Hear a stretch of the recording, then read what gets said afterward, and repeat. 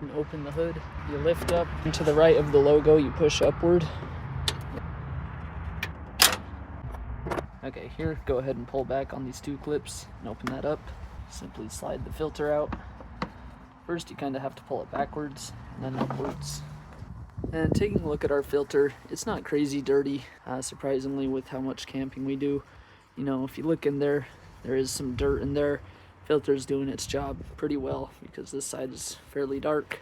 This side wall is pretty dark. But then on this side, if you look in the fins, there's not really any dust. Here we have this Bosch filter, and it is side specific, so make sure to follow that. Here we can see it says airflow.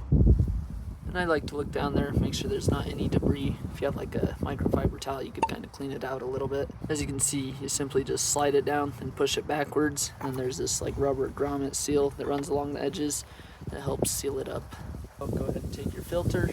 Make sure to follow the arrows, it goes backwards. So push it down. Here we have a gap, so push it forward towards the firewall. There, that's now in place, sealed up nice. Go ahead and close that, just push down, then just push those two clips back on. They usually automatically relatch, but just double check them.